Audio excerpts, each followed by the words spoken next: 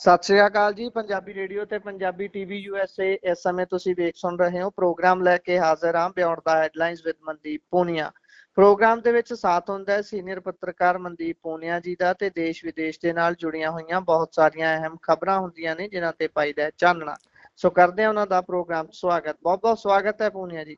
ਜੀ ਸ਼ੁਕਰੀਆ, ਸਤਿ ਸ੍ਰੀ ਅਕਾਲ।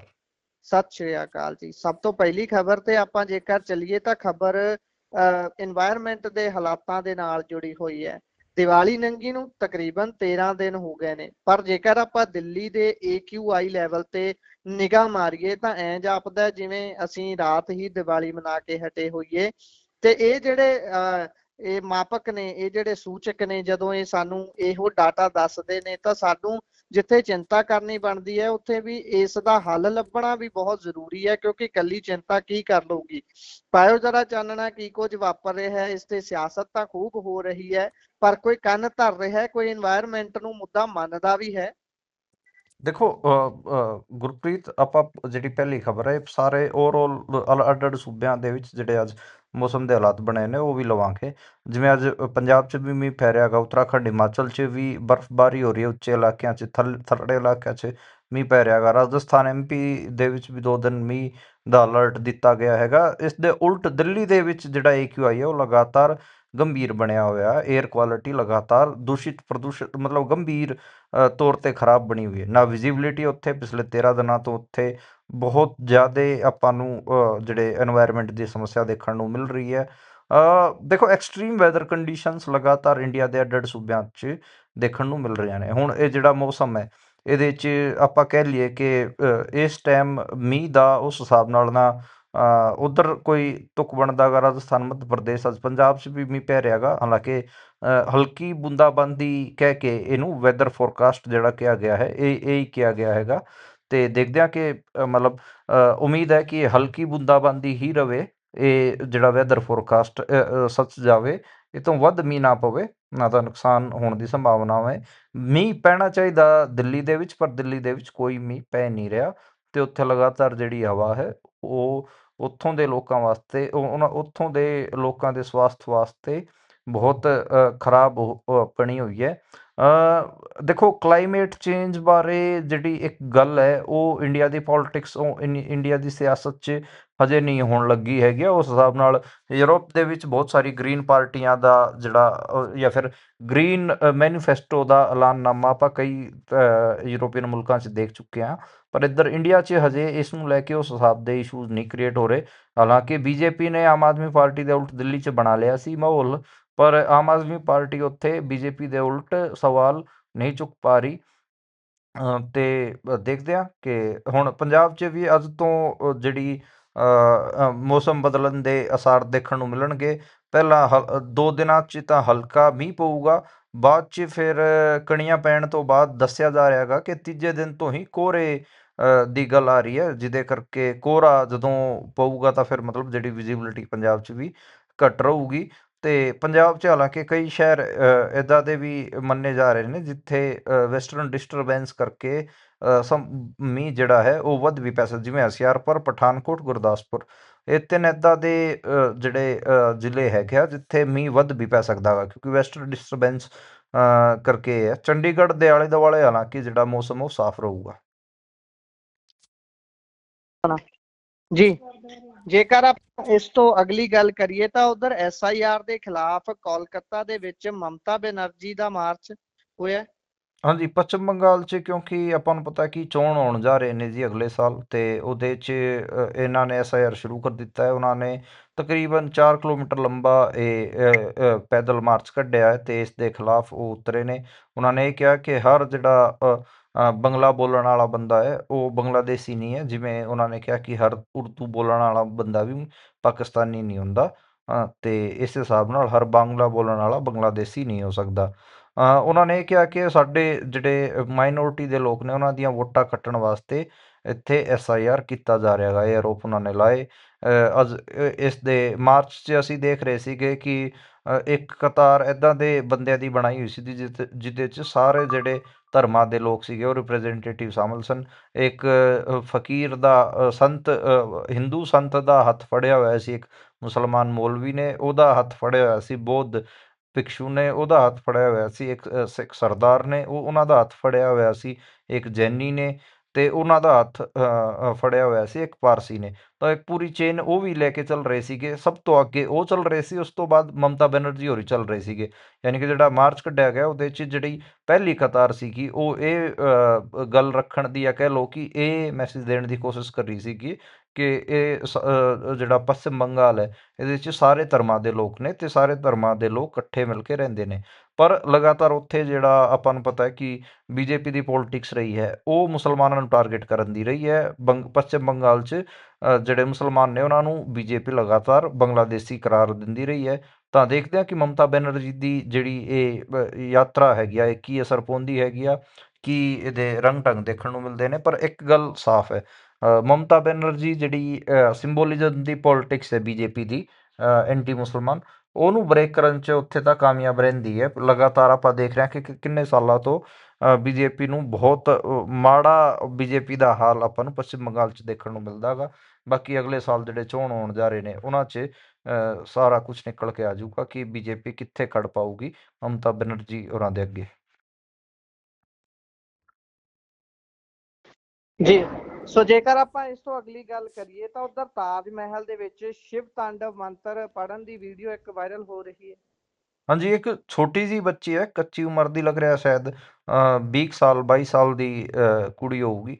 ਉਹਨੇ ਤਾਜ ਮਹਿਲ ਦੇ ਅੰਦਰ ਜਾ ਕੇ ਤਕਰੀਬਨ ਸਵਾ ਮਿੰਟ ਦਾ ਇੱਕ ਵੀਡੀਓ ਪਾਇਆ ਗਾ। ਇੱਕ ਮਿੰਟ 20 ਸੈਕਿੰਡ ਜਾਂ 15 ਸੈਕਿੰਡ ਦਾ ਵੀਡੀਓ ਹੈ। ਉਹਦੇ 'ਚ ਉਹ ਸ਼ਿਵ ਤਾਂਡਵ ਮੰਤਰ ਪੜ੍ਹ ਰਹੀ ਹੈ, ਤੇ ਉੱਥੇ ਉਹ ਦਾਵਾ ਕਰ ਰਹੀ ਹੈ ਕਿ ਇਹ ਤਾਜ ਮਹਿਲ ਨਹੀਂ, ਤੇਜੋ ਮਹਿਲ ਹੈ। ਹੁਣ ਇਹਦੇ 'ਚ ਦਿੱਕਤ ਕੀ ਹੈ? ਦਿੱਕਤ ਉਹੀ ਹੈ ਕਿ ਕੁਛ ਦਿਨਾਂ ਪਹਿਲਾਂ ਪਰੇਸ਼ ਰਾਵਲ ਹੋਣਾ ਦੀ ਫਿਲਮ ਆਈ ਸੀਗੀ ਤੇਜੋ ਮਹਿਲ ਹੈ, ਤੇ ਉਹਦੇ 'ਚ ਉਹਨਾਂ ਨੇ ਦੱਸਣ ਦੀ ਕੋਸ਼ਿਸ਼ ਕੀਤੀ ਸੀਗੀ ਕਿ ਜਿਹੜਾ ਤਾਜ ਮਹਿਲ ਹੈ ਤੇਜੋ ਮਹਿਲ ਹੈ। ਹੁਣ ਇਹਨੂੰ ਵੀ ਅੱਗੇ ਫੜ ਕੇ ਜਿਹੜੇ ਇਸ ਕਿਸਮ ਦੇ ਜਵਾਕ ਨੇ, ਨੌਜਵਾਨ ਨੇ, ਜਿਹੜੇ ਕਿ ਇਮੋਸ਼ਨਲ ਟੱਚ ਹੁੰਦੇ ਹੈਗੇ ਆ, ਉਹ ਹੁਣ ਆਪਣੀ ਗਤੀਵਿਧੀਆਂ ਸ਼ੁਰੂ ਕਰ ਚੁੱਕੇ ਹੈਗੇ। ਯਾਨੀ ਕਿ ਤਾਜ ਮਹਿਲ ਜਿਹੜਾ ਕਾ 7 ਵੰਡਰਸ ਆਫ ਦਾ ਵਰਲਡ ਜਿਹਨੂੰ ਕਿਹਾ ਜਾਂਦਾ ਗਾ, ਜਿਹਨੂੰ ਦੁਨੀਆ ਦੇ 7 ਅਦਭੁਤ ਨਮੂਨਿਆਂ ਦੇ ਵਿੱਚ ਇੱਕ ਗਿਣਿਆ ਜਾਂਦਾ ਗਾ, ਉਹਨੂੰ ਵੀ ਟਾਰਗੇਟ ਇਹ ਕਰ ਰਹੇ ਨੇ। ਮੈਨੂੰ ਲੱਗਦਾ ਕਿ ਜਿਸ ਹਿਸਾਬ ਨਾਲ ਇਹ ਟਾਰਗੇਟ ਕਰ ਰਹੇ ਨੇ, ਇਹਦਾ ਉਲਟਾ ਅਸਰ ਆਪਾਂ ਨੂੰ ਮੁਸਲਿਮ ਕੰਟਰੀਆਂ 'ਚ ਦੇਖਣ ਤੋਂ ਮਿਲੂਗਾ। ਕਿਉਂਕਿ ਆਪਾਂ ਇਹ ਵੀ ਦੇਖਦੇ ਹਾਂ ਨਾ ਕਿ ਮਿਡਲ ਈਸਟ ਹੋ ਗਿਆ, ਹੋਰ ਜਿੰਨੀਆਂ ਮੁਸਲਮਾਨ ਡੋਮੀਨੇਟਡ ਕੰਟਰੀਆਂ ਨੇ, ਸਾਰਿਆਂ ਤੋਂ ਸਭ ਤੋਂ ਵੱਧ ਟੂਰਿਸਟ ਆਉਂਦੇ ਨੇ, ਯੂਰੋਪੀਅਨ ਆਉਂਦੇ ਨੇ, ਤੇ ਪੂਰੀ ਦੁਨੀਆ ਪਰ ਜੇ ਕੋਈ ਇੰਡੀਆ ਦਾ ਨਾਂ ਲੈਂਦਾ ਹੈਗਾ ਪੂਰੀ ਦੁਨੀਆ ਭਰ 'ਚ, ਤਾਂ ਸਭ ਤੋਂ ਪਹਿਲਾਂ ਜਿਹੜਾ ਮੂੰਹ ਤੋਂ ਨਾਂ ਨਿਕਲਦਾ ਉਹ ਤਾਜ ਮਹਿਲ ਦਾ ਹੀ ਨਿਕਲਦਾ ਹੈਗਾ। ਤੇ ਤਾਜ ਮਹਿਲ ਨੂੰ ਜੇ ਟਾਰਗੇਟ ਕਰਨਗੇ ਤਾਂ ਇਹਨਾਂ ਦਾ ਇੰਟਰਨੈਸ਼ਨਲ ਲੈਵਲ ਤੇ ਠੀਕ ਠਾਕ ਥੂ ਇਹਨਾਂ ਦੀ ਹੋਣੀ ਤੈਅ ਹੈ। ਹਾਲਾਂਕਿ ਪੂਰਾ ਉੱਥੇ ਇੱਕ ਪ੍ਰੋਟੈਸਟ ਦੇਖਣ ਨੂੰ ਵੀ ਮਿਲਿਆ। ਉੱਥੇ ਆਈ ਲਵ ਮਹਾਦੇਵ ਦੇ ਪੋਸਟਰ ਲਹਿਰਾਏ ਜਾ ਰਹੇ ਨੇ, ਅਤੇ ਉਹ ਲਗਾਤਾਰ ਜਿਹੜੀ ਕੁੜੀ ਹੈ ਉੱਥੇ ਉਹ ਭਗਵੇ ਕੱਪੜਿਆਂ 'ਚ ਵੀ ਇੱਕ ਦੋ ਹੋਰ ਕੁੜੀਆਂ ਨੂੰ ਲੈ ਕੇ ਗਈ ਹੋਈ ਸੀ, ਤੇ ਉੱਥੇ ਪੂਰਾ ਉਹ ਆਪਾਂ ਕਹਿ ਲਈਏ ਕਿ ਕਮਲਾਈਜੇਸ਼ਨ ਕਰਨ ਦੀ ਕੋਸ਼ਿਸ਼ ਕੀਤੀ ਜਾ ਰਹੀ ਹੈ। ਇੱਕ ਜਿਹੜੀ ਔਰਤ ਸੀ ਉਹ ਭਗਵੇ ਕੱਪੜੇ ਪਾ ਕੇ ਜਿਹੜੀ ਸ਼ਿਵ ਦੀ ਕਾਵੜ ਹੁੰਦੀ ਹੈ, ਕਾਵੜ ਨੂੰ ਲੈ ਕੇ ਹੀ ਤਾਜ ਮਹਿਲ ਦੇ ਵਿੱਚ ਪਹੁੰਚ ਗਈ, ਤੇ ਕਹਿ ਰਹੀ ਸੀ ਇਹ ਤਾਂ ਤੇਜੋ ਮਹਿਲ ਹੈ, ਇਹ ਤਾਂ ਬੇਸਿਕਲੀ ਸ਼ਿਵ ਜੀ ਦਾ ਇੱਥੇ ਉਹ ਸੀਗਾ, ਤੇ ਉੱਥੇ ਮੈਨੂੰ ਜਲ ਚੜਾਉਣ ਦਿਓ। ਫਿਰ ਉਹਨੂੰ ਪੁਲਿਸ ਨੇ ਇੱਧਰ ਉੱਧਰ ਕੀਤਾ। ਪਰ ਇਹ ਜਿਹੜਾ ਪੂਰਾ ਉੱਥੇ ਚੱਲ ਰਿਹਾ ਗਾ ਤਾਜ ਮਹਿਲ ਦੇ ਉਲਟ, ਇਹ ਪੂਰਾ ਮਾਮਲਾ ਇਹ ਕਿਤੇ ਇਹਨਾਂ ਨੂੰ ਬਹੁਤ ਨੁਕਸਾਨ ਦਊਗਾ ਲੌਂਗ ਟਰਮ 'ਚ। ਪਤਾ ਨਹੀਂ ਇਹ ਇਸ ਕਿਸਮ ਦੀ ਬੇਵਕੂਫੀ ਨੇ ਕਿਉਂ ਅੱਗੇ ਵਧਾ ਰਹੇ ਨੇ। ਜੀ, ਜੇਕਰ ਅਗਲੀ ਗੱਲ ਆਪਾਂ ਕਰੀਏ ਤਾਂ ਉਧਰ ਬਿਹਾਰ ਦੀਆਂ ਚੋਣਾਂ ਦੇ ਵਿੱਚ ਪੰਜਾਬ ਦੇ ਮੁੱਦੇ ਕਿਉਂ ਗੂੰਜ ਰਹੇ ਨੇ ਜੀ? ਹਾਂਜੀ, ਮੈਂ ਦੇਖ ਰਿਹਾ ਕਿ ਨਰਿੰਦਰ ਮੋਦੀ ਲਗਾਤਾਰ ਚਰਨਜੀਤ ਸਿੰਘ ਚੰਨੀ ਦਾ ਨਾਂ ਲੈ ਕੇ ਕਹਿ ਰਹੇ ਨੇ ਕਿ ਚੰਨੀ ਨੇ ਪਹਿਲਾਂ ਕਿਹਾ ਸੀਗਾ ਕਿ ਇਹ ਅਸੀਂ ਬਿਹਾਰੀਆਂ ਨੂੰ, ਪ੍ਰਵਾਸੀਆਂ ਨੂੰ ਪੰਜਾਬ 'ਚ ਨਹੀਂ ਵੜਨ ਦੇਣਾ। ਬੇਸਿਕਲੀ ਇਹ ਮੰਨਿਆ ਜਾ ਰਿਹਾ ਹੈਗਾ ਕਿ ਤਕਰੀਬਨ 25 ਤੋਂ 30 ਲੱਖ ਪ੍ਰਵਾਸੀ ਨੇ ਜਿਹੜੇ ਕਿ ਪੰਜਾਬ ਹਰਿਆਣੇ 'ਚ ਕੰਮ ਕਰਦੇ ਨੇ, ਉਹ ਵਾਪਸ ਜਾ ਕੇ ਉੱਥੇ ਵੋਟ ਪਾਉਣ ਵਾਸਤੇ ਗਏ ਹੋਏ ਨੇ। ਉਹਨਾਂ ਨੂੰ ਅਟਰੈਕਟ ਕਰਨ ਵਾਸਤੇ ਨਰਿੰਦਰ ਮੋਦੀ ਜਾਣ ਕੇ ਚੰਨੀ ਦੀ ਸਟੇਟਮੈਂਟ ਨੂੰ ਤੋੜ ਮਰੋੜ ਕੇ ਪੇਸ਼ ਕਰ ਰਹੇ ਹੈਗੇ ਆ, ਤੇ ਚੰਨੀ ਨੂੰ ਮਤਲਬ ਚੰਨੀ ਦਾ ਡਰ ਦਿਖਾ ਕੇ ਉੱਥੇ ਉਹਨਾਂ ਦੀ ਵੋਟਾਂ ਲੈਣਾ ਚਾਹ ਰਹੇ ਨੇ। ਹੁਣ ਜਿਵੇਂ ਛਪਰਾ ਹੋ ਗਿਆ, ਤੇ ਹੋਰ ਕਈ ਇਲਾਕੇ ਹੋ ਗਏ, ਉੱਥੇ ਆਪਾਂ ਨੂੰ ਪਤਾ ਹੈ ਕਿ ਬਹੁਤ ਜ਼ਿਆਦਾ ਪ੍ਰਵਾਸੀ ਨੇ, ਤੇ ਉਹ ਜ਼ਿਆਦਾਤਰ ਪ੍ਰਵਾਸੀ ਵੀ ਇੱਧਰ ਦੇ ਨੇ, ਇਸੇ ਕਰਕੇ ਉੱਥੇ ਉਹ ਜ਼ਿਆਦਾ ਟਾਰਗੇਟ ਕਰ ਰਹੇ ਨੇ। ਆਪਾਂ ਗੱਲ ਕਰ ਲਈਏ ਚਰਨਜੀਤ ਸਿੰਘ ਚੰਨੀ ਹੋਣਾ ਦੀ ਉਸ ਸੈਂਸ 'ਚ, ਤਾਂ ਉਹਨਾਂ ਨੇ ਮਤਲਬ ਕੋਈ ਗਲਤ ਗੱਲ ਤਾਂ ਕਹੀ ਨਹੀਂ ਸੀਗੀ ਕਿ ਪੰਜਾਬੀਆਂ ਨੂੰ ਉਸ ਟਾਈਮ, ਤੁਸੀਂ ਯਾਦ ਕਰੋਗੇ 2022 ਦਾ ਉਹ ਟਾਈਮ ਸੀਗਾ, ਉਦੋਂ ਉਹਨਾਂ ਨੇ ਸ਼ਾਇਦ ਇਹ ਕਿਹਾ ਸੀਗਾ, 2024 ਦੀ ਇਲੈਕਸ਼ਨਾਂ ਸੀਗੀਆਂ ਸੱਚ, ਹਾਂ। ਉੱਥੇ ਤਾਜ਼ਾ ਮੋਹਾਲੀ ਦੇ ਦਾਊ ਪਿੰਡ ਵਾਲਾ ਕਾਂਡ ਹੋ ਕੇ ਹਟਿਆ ਸੀਗਾ। ਉੱਥੇ ਫਿਰ ਇਹਨਾਂ ਨੇ ਚੰਨੀ ਹੋਣਾ ਨੇ ਉਸ ਤੋਂ ਬਾਅਦ ਇੱਕ ਰੈਲੀ 'ਚ ਕਿਹਾ ਸੀਗਾ ਕਿ ਇਹਨਾਂ ਨੂੰ ਨਾ ਸਿਰ ਚੜਾਓ, ਨਹੀਂ ਤਾਂ ਇੱਥੇ ਭਈਏ ਰਾਜ ਕਰਨਗੇ, ਪ੍ਰਵਾਸੀ ਰਾਜ ਕਰਨਗੇ। ਤਾਂ ਮਤਲਬ ਉਸ ਹਿਸਾਬ ਨਾਲ ਜੇ ਤੁਸੀਂ ਸਟੇਟਮੈਂਟ, ਠੀਕ ਹੈ ਕਿ ਉਹਨਾਂ ਨੇ ਉਸ ਹਿਸਾਬ ਨਾਲ ਬਹੁਤ ਸ਼ਬਦਾਂ ਨਾਲ ਖੇਡ ਕੇ, ਜਾਂ ਫਿਰ ਆਪਾਂ ਸੈਂਸੀਬਲੀ ਉਹਨਾਂ ਨੇ ਨਹੀਂ ਦਿੱਤੀ, ਨੋ ਡਾਊਟ, ਪਰ ਉਹਦਾ ਜੇ ਅਰਥ ਤੁਸੀਂ ਕੱਢੋਗੇ ਲੌਂਗ ਟਰਮ 'ਚ ਤਾਂ ਉਹ ਠੀਕ ਹੀ ਕਹਿ ਰਹੇ ਹੈਗੇ ਆ। ਤੁਸੀਂ ਮਤਲਬ ਜਿਸ ਹਿਸਾਬ ਨਾਲ ਬੀਜੇਪੀ ਨੂੰ, ਆਮ ਆਦਮੀ ਪਾਰਟੀ ਨੂੰ, ਹੋਰ ਇਸ ਕਿਸਮ ਦੇ ਜਿਹੜੇ ਸੈਕਸ਼ਨ ਨੇ, ਉਹਨਾਂ ਨੂੰ ਤੁਸੀਂ ਰਾਹ ਦੇ ਰਹੇ ਹੋ ਹੈਗੇ ਹੋ, ਤਾਂ ਉਹ ਫਿਰ ਕੀ ਕਰਨਗੇ ਦੱਸੋ? ਉਹ ਤਾਂ ਲੈ ਕੇ ਆਣਗੇ ਇਹਨਾਂ ਨੂੰ। ਨਰਿੰਦਰ ਮੋਦੀ ਉੱਥੇ ਜਾ ਕੇ ਇਹ ਗੱਲ ਕਹਿ ਰਿਹਾ ਗਾ, ਤੇ ਬੀਜੇਪੀ ਤੁਸੀਂ ਅੱਜ ਦੇ ਟਾਈਮ ਦੇਖ ਲਿਓ ਪੰਜਾਬ 'ਚ ਕਿੱਥੇ ਕਿਹਨਾਂ ਦੇ ਵਿੱਚ ਕੰਮ ਕਰ ਰਹੀ ਹੈ, ਪ੍ਰਵਾਸੀਆਂ ਦੇ ਵਿੱਚ ਦਬਾ ਕੇ ਕੰਮ ਕਰ ਰਹੀ ਹੈ, ਕਿਉਂਕਿ ਉਹਨਾਂ ਨੂੰ ਪਤਾ ਹੈ ਕਿ ਇਹਨਾਂ ਦੀ 2 ਵੋਟਾਂ ਬਣੀਆਂ ਹੋਈਆਂ ਨੇ। ਇਹ ਸਾਨੂੰ ਬਿਹਾਰ ਵੀ ਪਾਣਗੇ ਵੋਟਾਂ, ਤੇ ਉੱਥੇ ਵੀ ਚੋਣ ਜਿਤਾਣਗੇ। ਜਦੋਂ ਪੰਜਾਬ 'ਚ ਚੋਣ ਹੋਣਗੇ, ਇੱਥੇ ਵੀ ਇਹਨਾਂ ਦੀ ਵੋਟਾਂ ਬਣੀਆਂ ਹੋਈਆਂ ਨੇ, ਇਹ ਵੀ ਸਾਨੂੰ ਪਾਣਗੇ ਤੇ ਸਾਨੂੰ ਇੱਥੇ ਵੀ ਜਿਤਾਣਗੇ। ਤਾਂ ਇਹ ਪੂਰਾ ਖੇਡ ਮਤਲਬ ਬੀਜੇਪੀ ਨੇ ਬੁਣ ਰੱਖਿਆ ਹੈਗਾ, ਤੇ ਚੰਨੀ ਨੂੰ ਟਾਰਗੇਟ ਕਰਕੇ ਉਹਨਾਂ ਦਾ ਇਹੀ ਹੈ ਕਿ ਅਸੀਂ ਇਹ ਜਿਹੜੇ ਪ੍ਰਵਾਸੀ ਨੇ, ਜਿਨ੍ਹਾਂ ਦੀ 2 ਵੋਟਾਂ ਬਣੀਆਂ ਹੋਈਆਂ ਨੇ, ਜਿਨ੍ਹਾਂ ਦਾ ਰੌਲਾ ਵੀ ਪਾਇਆ ਜਾ ਰਿਹਾ ਹੈਗਾ ਲਗਾਤਾਰ, ਡੂਅਲ ਵੋਟਰ ਦਾ, ਉਹਦਾ ਫਾਇਦਾ ਲੈਣ ਵਾਸਤੇ ਇਹ ਸਾਰਾ ਖੇਡ ਨਰਿੰਦਰ ਮੋਦੀ ਹੋਣੀ ਰਚ ਰਹੇ ਨੇ।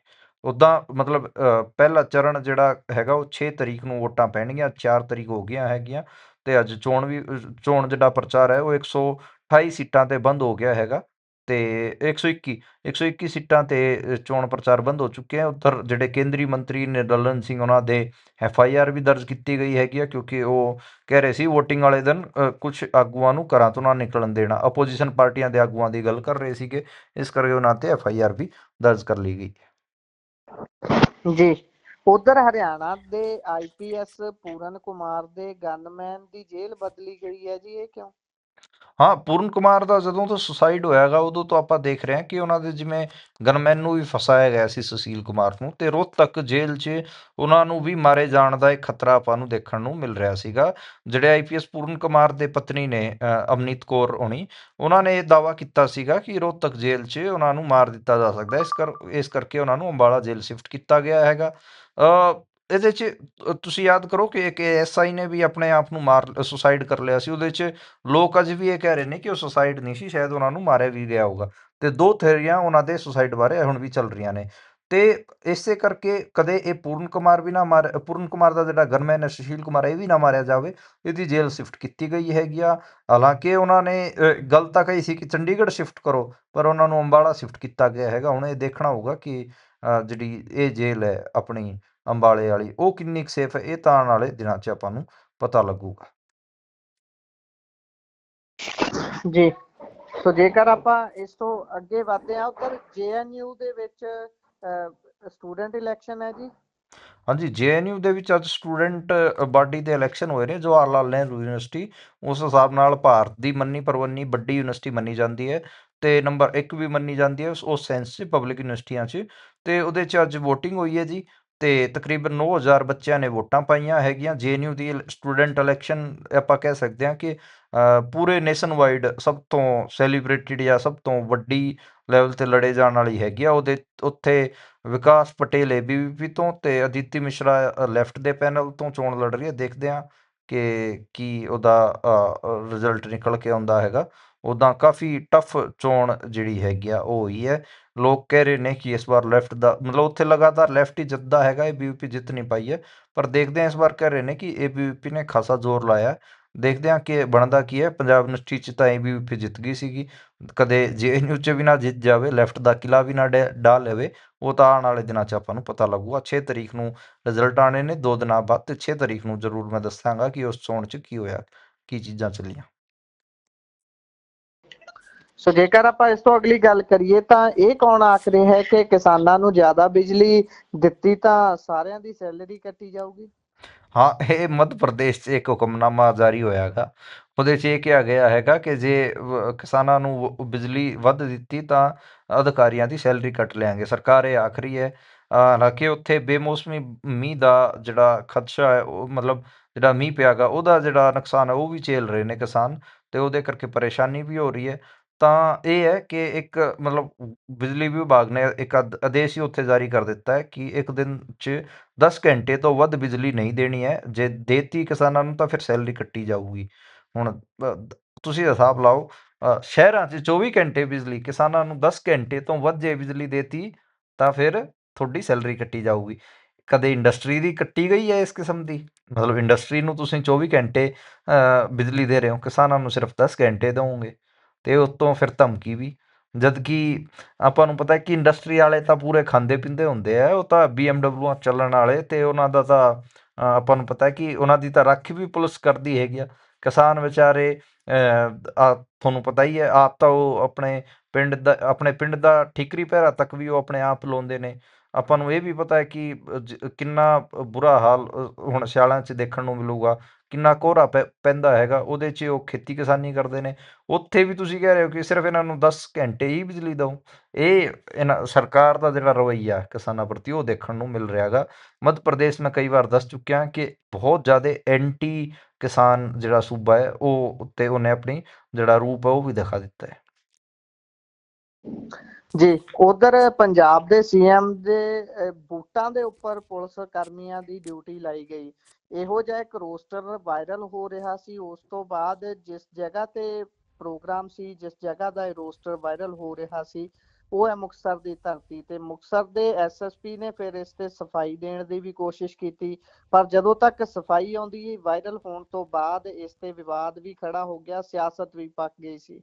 ਕੀ ਕਹਿੰਦੇ ਹੋ, ਇਸ ਦੇ ਵਿੱਚ ਕਿੰਨੀ ਕੁ ਸੱਚਾਈ ਹੋ ਸਕਦੀ ਹੈ ਜੀ, ਵੀ ਮੁੱਖ ਮੰਤਰੀ ਦੇ ਬੂਟਾਂ ਦੀ ਰਾਖੀ ਕਰਨ ਲਈ ਵੀ 2 ਪੁਲਿਸ ਮੁਲਾਜ਼ਮ ਲਾਏ ਜਾਣਗੇ? ਦੇਖੋ, ਬੇਸਿਕਲੀ ਇਹਦੇ 'ਚ ਦਿੱਕਤ ਇਹ ਹੈ ਕਿ ਨਾ ਤਾਂ ਉਹਨਾਂ ਨੇ ਕੋਈ ਦੌਰਾ ਕੀਤਾ, ਦੌਰਾ ਕੈਂਸਲ ਹੋ ਚੁੱਕਿਆ ਸੀਗਾ। ਤੇ ਮੈਂ ਵੀ ਪੁਲਿਸ ਡਿਪਾਰਟਮੈਂਟ ਦੇ ਆਪਣੇ ਸੋਰਸਿਸ ਨਾਲ ਤੋਂ ਪਤਾ ਕੀਤਾ ਸੀਗਾ, ਤੇ ਉਹਨਾਂ ਨੇ ਕਿਹਾ ਕਿ ਇਸ ਕਿਸਮ ਦਾ ਜਿਹੜਾ ਰੋਸਟਰ ਹੁੰਦਾ ਗਾ ਡਿਊਟੀ ਲਾਉਣ ਵਾਲਾ, ਇਹ ਸਾਰਾ ਇਹ ਤਾਂ ਕਦੇ ਹੁੰਦਾ ਵੀ ਨਹੀਂ ਜਿਹੜਾ ਕਿ ਵਾਇਰਲ ਕੀਤਾ ਗਿਆ।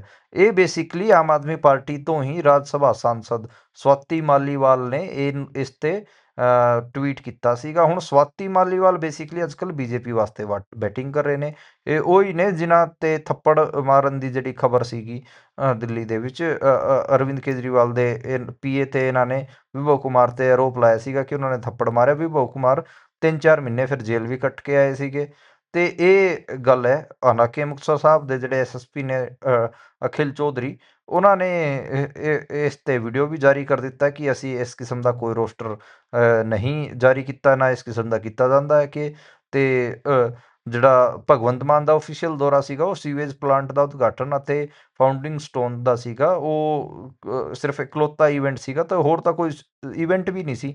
ਇਸ ਕਰਕੇ ਇਹ ਜਿਹੜਾ ਜਾਰੀ ਕੀਤਾ ਜਾ ਰਿਹਾ ਹੈਗਾ, ਇਹ ਗਲਤ ਹੈਗਾ। ਕੁਛ ਟਾਈਮ ਪਹਿਲਾਂ ਜਿਹੜੀ ਸਵਾਤੀ ਮਾਲੀਵਾਲ ਹੈ, ਉਹਨੇ ਇੱਕ ਫੇਕ ਨਕਸ਼ਾ ਵੀ ਇਸ ਕਿਸਮ, ਮਤਲਬ ਸਵਾਤੀ ਮਾਲੀਵਾਲ ਆਮ ਆਦਮੀ ਪਾਰਟੀ ਦੇ ਉਲਟ, ਆਮ ਆਦਮੀ ਪਾਰਟੀ ਦੇ ਵਿਧਾਇਕਾਂ ਤੋਂ ਹੀ ਉਹ ਰਾਜ ਸਭਾ ਗਈ, ਤੇ ਉਹਨਾਂ ਦੇ ਉਲਟ ਹੀ ਲਗਾਤਾਰ ਅੱਜ ਕੱਲ੍ਹ ਬੀਜੇਪੀ ਦੇ ਕਹਿਣ ਤੇ ਉਹ ਉਹਨਾਂ ਦਾ ਜਲੂਸ ਕੱਢ ਰਹੀ ਹੈ।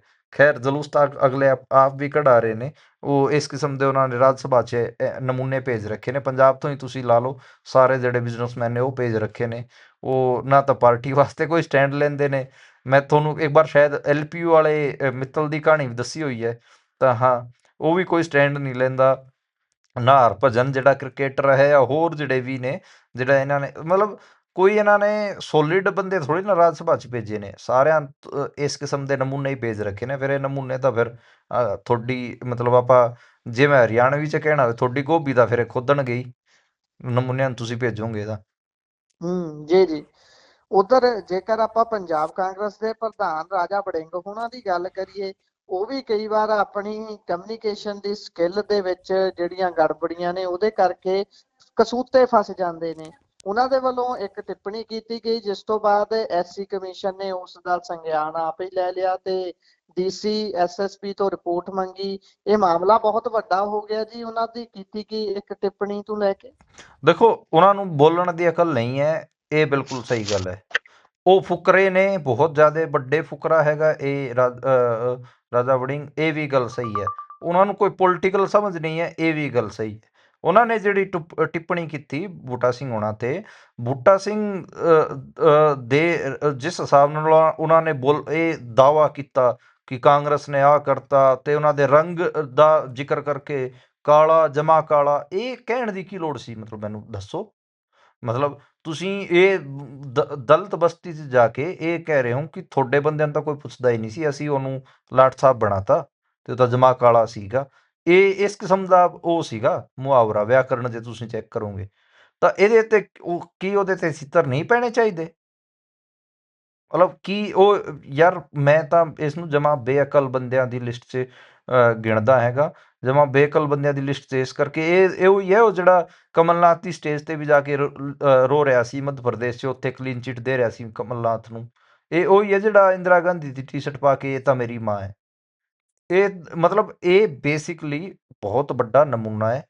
ਠੀਕ ਹੈ, ਤਰਨਤਾਰਨ ਇਲੈਕਸ਼ਨਾਂ 'ਚ ਕਾਂਗਰਸ ਦਾ ਜਲੂਸ ਕਢਾ ਕੇ ਇਹ ਆਊਗਾ। ਠੀਕ ਹੈ, ਉਹ ਕਢਾ ਵੀ ਲਿਆ ਇਹਨੇ। ਠੀਕ ਹੈ, ਇਹਨੇ ਬਾਈ ਇਲੈਕਸ਼ਨ ਜਿਹੜੀ ਆਸ਼ੂ ਵਾਲੀ ਸੀ ਉਹਦੇ 'ਚ ਵੀ ਇਹ ਜ਼ਿਆਦਾ ਹਵਾ ਖਾ ਰਿਹਾ ਸੀਗਾ, ਉੱਥੇ ਵੀ ਨੁਕਸਾਨ ਕਰਕੇ ਆਇਆ। ਇਹ ਬੇਸਿਕਲੀ ਜਿੱਥੇ ਜਿੱਥੇ ਜਾਊਗਾ ਕਾਂਗਰਸ ਦਾ ਭੋਗ ਪਾ ਕੇ ਆਊਗਾ ਇਹ। ਠੀਕ ਹੈ, ਇਹ ਆਈਟਮ ਹੈ। ਮਤਲਬ ਮੈਂ ਤਾਂ ਕਹਾਂਗਾ ਕਿ ਇਹ ਪੋਲਿਟਿਕਸ 'ਚ ਕਾਂਗਰਸ ਦਾ ਇੱਕ ਆਈਟਮ ਹੈ। ਇਹ ਕੋਈ ਮਤਲਬ ਚੱਜ ਦਾ ਆਗੂ ਨਹੀਂ ਹੈ। ਇਹਨੇ ਕਾਂਗਰਸ ਦਾ ਅੱਜ ਪੂਰੇ ਪੰਜਾਬ 'ਚ ਜਲੂਸ ਕਢਾਤਾ, ਸਾਰੇ ਦਲਿਤਾਂ 'ਚ ਅੱਜ ਆਕਰੋਸ਼ ਹੈਗਾ, ਸਾਰਿਆਂ ਨੇ ਦੇ ਪੁਤਲੇ ਸਾੜੇ ਨੇ ਪੂਰੇ ਪੰਜਾਬ 'ਚ। ਜੀ, ਬੇਹੱਦ ਇਹ ਮੰਦਭਾਗੀ ਗੱਲ ਵੀ ਹੈ ਤੇ ਬੇਹੱਦ ਇਹ ਬੁਰੀ ਟਿੱਪਣੀ ਵੀ ਹੈ ਵੀ ਤੁਸੀਂ ਕਿਸੇ ਤੇ, ਇਹ ਤਾਂ ਰੇਸਿਸਟ ਟਿੱਪਣੀ ਹੀ ਇਸ ਨੂੰ ਗਿਣਾਂਗੇ ਜਿਹੋ ਜੀ ਉਹਨਾਂ ਨੇ ਕੀਤੀ ਹੈ। ਕਾਸਟਿਸਟ, ਰੇਸਿਸਟ ਦੋਵੇਂ। ਜੀ ਜੀ ਜੀ। ਉਧਰ ਜੇਕਰ ਅੱਗੇ ਚੱਲੀਏ ਤਾਂ ਪੰਜਾਬ ਯੂਨੀਵਰਸਿਟੀ ਦੇ ਵਿੱਚ ਜਿਹੜੇ ਵੱਡੇ ਵਿਵਾਦ ਚੱਲ ਰਹੇ ਨੇ, ਇੱਕ ਤਾਂ ਐਫੀਡੇਵਿਟ ਨੂੰ ਲੈ ਕੇ, ਦੂਸਰਾ ਸੈਨੇਟ ਤੇ ਸਿੰਡੀਕੇਟ ਨੂੰ ਲੈ ਕੇ। ਹੁਣ ਐਫੀਡੇਵਿਟ ਵਾਲੇ ਮੁੱਦੇ ਦੇ ਵਿੱਚ ਕਹਿੰਦੇ ਵੀ ਉਹਨਾਂ ਦਾ ਮਰਨ ਵਰਤ ਜਿਹੜਾ ਰੱਖਿਆ ਗਿਆ ਸੀ ਬੱਚਿਆਂ ਦੇ ਵੱਲੋਂ, ਜਥੇਬੰਦੀਆਂ ਦੇ ਆਗੂਆਂ ਦੇ ਵੱਲੋਂ, ਉਹ ਸਰ ਹੋ ਗਿਆ ਜੀ। ਇੱਕ ਤਰੀਕੇ ਦਾ ਐਫੀਡੇਵਿਟ ਵਾਪਸ ਲੈਣ ਦੀ ਗੱਲ ਹੋ ਗਈ ਹੈ। ਹਾਂਜੀ ਹਾਂਜੀ, ਉਹ ਵਾਪਸ ਲੈ ਲਿਆ ਗਿਆ ਹੈਗਾ ਤੇ ਇਹਦੇ 'ਚ ਸਿਰਫ ਇੱਕ ਇਸ਼ੂ ਰਹਿ ਗਿਆ ਹੈਗਾ, ਸੈਨੇਟ ਵਾਲਾ। ਸੈਨੇਟ ਵਾਲਾ ਮੈਨੂੰ ਲੱਗਦਾ ਗਾ ਕਿ ਚੱਲੂਗਾ ਮਾਮਲਾ, ਕਿਉਂਕਿ ਸੈਨੇਟ ਵਾਲੇ 'ਚ ਤਾਂ ਗੱਲ ਇਹੀ ਹੈ ਕਿ ਲਗਾਤਾਰ ਇਹ ਗੱਲ ਉੱਠ ਰਹੀ ਹੈ ਕਿ ਪੰਜਾਬ ਯੂਨੀਵਰਸਿਟੀ ਨੂੰ ਸੈਂਟਰਲਾਈਜ਼ ਕਰਨ ਦੀ ਕੋਸ਼ਿਸ਼ ਹੈ, ਪੰਜਾਬ ਤੋਂ ਖੋਹਣ ਦੀ ਪੂਰੀ ਕੋਸ਼ਿਸ਼ ਕਰ ਰਹੇ। ਹੁਣ ਇਹ ਪ੍ਰੋਟੈਸਟ ਤੇ ਮਾਮਲਾ ਆਪਾਂ ਨੂੰ ਪਤਾ ਕਿ ਥੋੜਾ ਵੱਡਾ ਹੈਗਾ, ਪੂਰੇ ਪੰਜਾਬ ਭਰ ਤੋਂ ਜਿਹੜੇ ਲੋਕ ਹੈਗੇ ਉਹ ਚਿੰਤਿਤ ਵੀ ਦਿਖਾਈ ਦੇ ਰਹੇ ਨੇ, ਇਹਦੇ ਵਾਸਤੇ ਲੜਨ ਦੀ ਗੱਲ ਵੀ ਹੋ ਰਹੀ ਹੈ। ਪਰ ਮਤਲਬ ਇਹਦੇ 'ਚ ਹਜੇ ਕੋਈ ਰਣਨੀਤੀ ਉਸ ਹਿਸਾਬ ਨਾਲ ਸਾਹਮਣੇ ਨਹੀਂ ਆਈ ਹੈ। ਅੱਜ ਸਟੂਡੈਂਟ ਬੈਠੇ ਸੀਗੇ, ਸਟੂਡੈਂਟਾਂ ਦਾ ਇੱਕ ਹਿੱਸਾ ਤਾਂ ਇਸੇ ਚੀਜ਼ ਤੇ ਖੜਾ ਹੋ ਕੇ ਖੁਸ਼ ਹੋ ਕੇ ਵਾਪਸ ਪਰਤ ਗਿਆ ਕਿ ਦੇਖੋ ਦੇਖੋ ਇਹ ਤਾਂ ਵਾਪਸ ਲੈ ਲਿਆ ਐਫੀਡੇਵਿਟ। ਮੈਨੂੰ ਲੱਗਦਾ ਗਾ ਕਿ ਸੈਨੇਟ ਵਾਲਾ ਮਸਲਾ ਜ਼ਿਆਦਾ ਵੱਡਾ ਹੈਗਾ, ਉਹਦੇ ਵਾਸਤੇ ਵੀ ਸਟੂਡੈਂਟਾਂ ਨੂੰ ਮਤਲਬ ਅੱਗੇ ਚੀਜ਼ਾਂ ਕਰਨੀਆਂ ਚਾਹੀਦੀਆਂ। ਹਾਲਾਂਕਿ ਇੱਕ ਸਟੂਡੈਂਟਾਂ ਦਾ ਇੱਕ ਵੱਡਾ ਧੜਾ ਜਿਹਦੇ 'ਚ ਸਿੱਖ ਜਥੇਬੰਦੀਆਂ ਵੀ ਨੇ, ਹੋਰ ਵੀ ਨੇ, ਉਹ ਹਜੇ ਇਸ ਮਸਲੇ ਤੇ ਡਟੇ ਹੋਏ ਨੇ ਤੇ ਉਹ ਕਹਿ ਰਹੇ ਨੇ ਕਿ ਅਸੀਂ ਅੱਗੇ ਅੰਦੋਲਨ ਨੂੰ ਲੜਾਂਗੇ। ਤਾਂ ਇਹ ਗੱਲ ਇਹ ਵੀ ਹੈ, ਤਾਂ ਮਤਲਬ ਜ਼ਿਆਦਾ ਬਹੁਤ ਵੱਡਾ ਇਸ਼ੂ ਹੈ ਜੀ ਇਹ ਛੋਟਾ ਇਸ਼ੂ ਨਹੀਂ ਹੈ ਕਿ ਪੰਜਾਬ ਯੂਨੀਵਰਸਿਟੀ ਨੂੰ ਖੋਹਣ ਦੀ ਜਿਹੜੀ ਸਾਜ਼ਿਸ਼ ਚੱਲ ਰਹੀ ਹੈ ਪੰਜਾਬ ਤੋਂ, ਇਹ ਇੱਕ ਵੱਡਾ ਇਸ਼ੂ ਹੈ ਸੈਨੇਟ ਨੂੰ ਖਤਮ ਕਰਨ ਵਾਲਾ। ਤੇ ਸਟੂਡੈਂਟਾਂ ਨੇ ਅੱਜ ਕਿਹਾ ਹੈਗਾ ਕਿ ਅਸੀਂ ਇਸ ਤੇ ਵੀ ਅੱਗੇ ਅੰਦੋਲਨ ਨੂੰ ਲੜਾਂਗੇ। ਸਟੂਡੈਂਟਾਂ ਨੇ ਕੋਈ ਅੰਦੋਲਨ ਉਸ ਹਿਸਾਬ ਨਾਲ ਖਤਮ ਨਹੀਂ ਕੀਤਾ ਹੈ। ਜੀ, ਇਸੇ ਦੇ ਨਾਲ ਪ੍ਰੋਗਰਾਮ ਦਾ ਸਮਾਂ ਇੱਥੇ ਹੀ ਸਮਾਪਤ ਹੁੰਦਾ ਹੈ। ਤੁਸੀਂ ਜੁੜੇ ਜਾਣਕਾਰੀਆਂ ਸਾਂਝੀਆਂ ਕੀਤੀਆਂ, ਬਹੁਤ ਬਹੁਤ ਧੰਨਵਾਦ। ਧੰਨਵਾਦ ਜੀ।